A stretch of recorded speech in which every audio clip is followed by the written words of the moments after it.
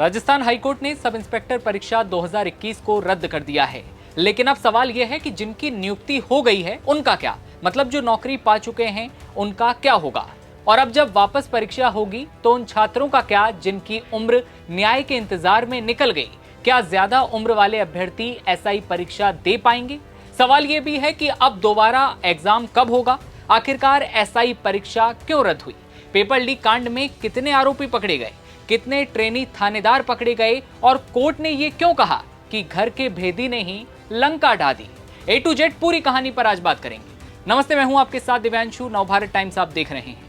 साल 2021 में sub inspector post पर राजस्थान में एक एग्जाम होता है। ये भर्ती 859 पदों के लिए आयोजित हुई, जिसमें लाखों छात्रों ने अपनी किस्मत को आजमाया। हर उम्मीदवार की आंखों में एक सपना, पुलिस की वर्दी पहनने का। लेकिन उससे पहले कि परीक्षा शुरू होती, पेपर लीक होता है। डमी उम्मीदवार, सोल्विंग गैंग, भीतर के भेदियों की मिलीभगत और पूरा सिस्टम ढह गया। ये भी पता चला था कि परीक्षा से पहले ही पेपर लीक हो चुका था। परीक्षा में कई गड़बड़ियां पाए जाने के बाद सरकार ने एसओजी को जांच सौंपी। पेपर लीक कांड की चर्चा पूरे राजस्थान में होती है। एसओजी की जांच में खुलासा होता है कि परीक्षा से पहले पेपर दलालों के हाथों में पहुंच चुका था। जांच में 50 से ज्यादा डमी उम्मीदवारों को गिरफ्तार किया गया, जिनमें भर्ती के टॉपर नरेश खिलेरी सहित 51 चयनित एसआई शामिल थे।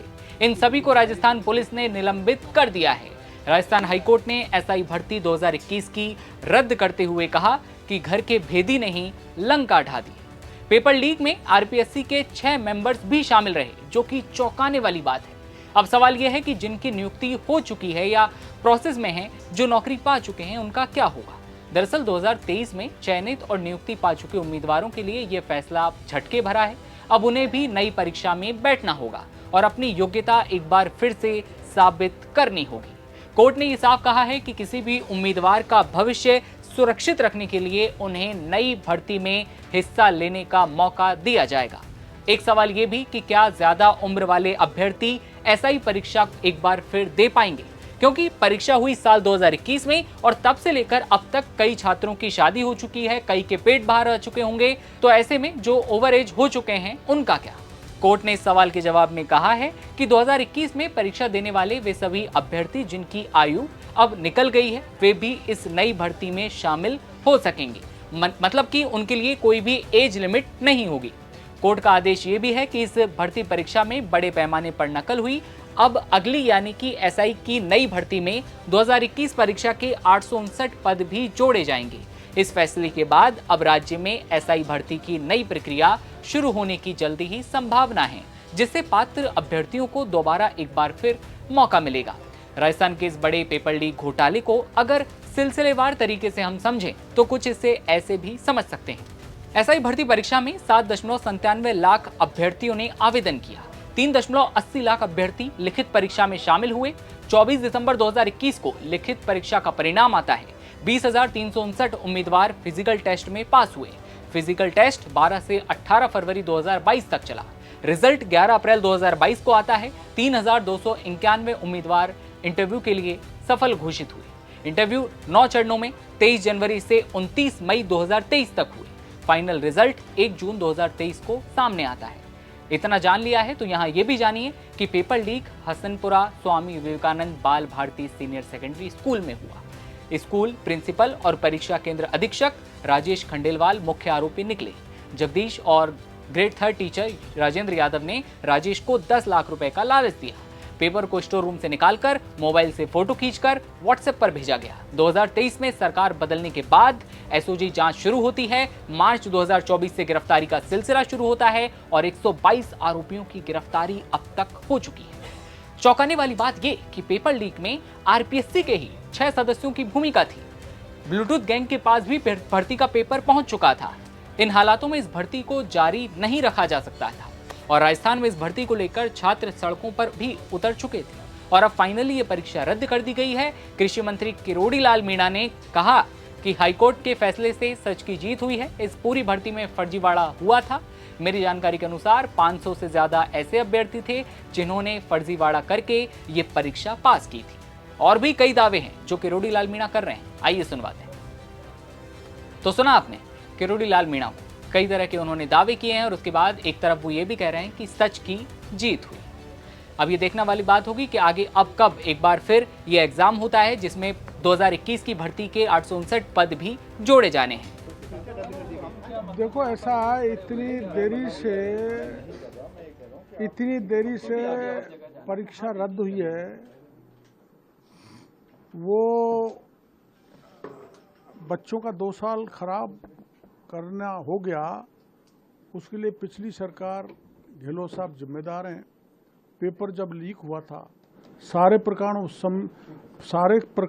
उस समय एसओजी को भी दिए थे, सरकार को भी दिए थे, मीडिया को भी बताए थे, आंदोलन भी किया था, लेकिन उस समय परीक्षा रद्द नहीं की।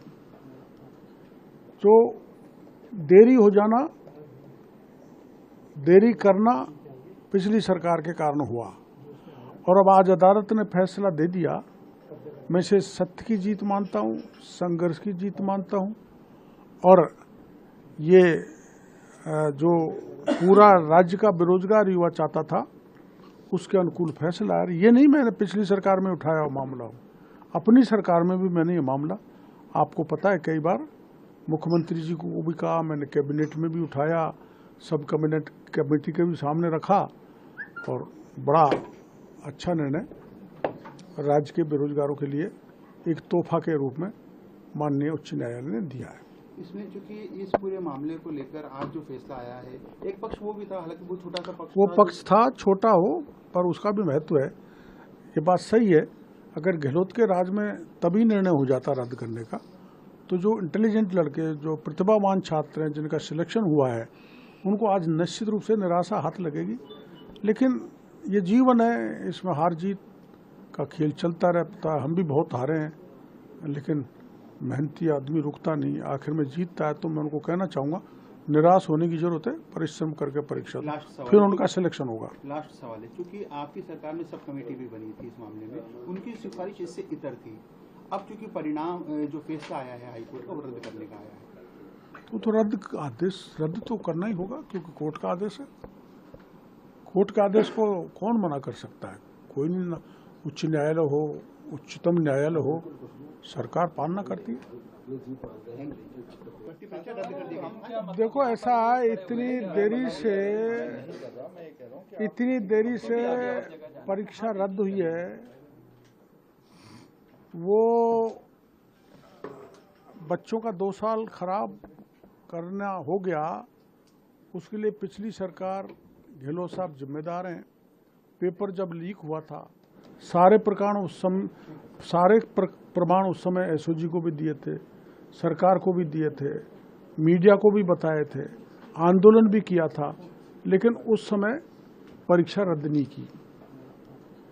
तो देरी हो जाना, देरी करना पिछली सरकार के कारण हुआ, और अब आज अदालत ने फैसला दे दिया। मैं इसे सत्य की जीत मानता हूँ, संघर्ष की जीत मानता हूँ, और ये जो पूरा राज्य का बेरोजगार युवा चाहता था, उसके अनुकूल फैसला है। ये नहीं मैंने पिछली सरकार में उठाया हुआ मामला हो, अपनी सरकार में भी मैंने ये मामला, आपको पता है, कई बार मुख्यमंत्री जी को भी कहा, मैंने कैबिनेट में भी उठाया, सब कैबिनेट कमेटी के भी सामने रखा, और बड़ा अच्छा निर्णय राज्य के बेरोजगारों के लिए एक तोहफा के रूप में माननीय उच्च न्यायालय ने दिया है।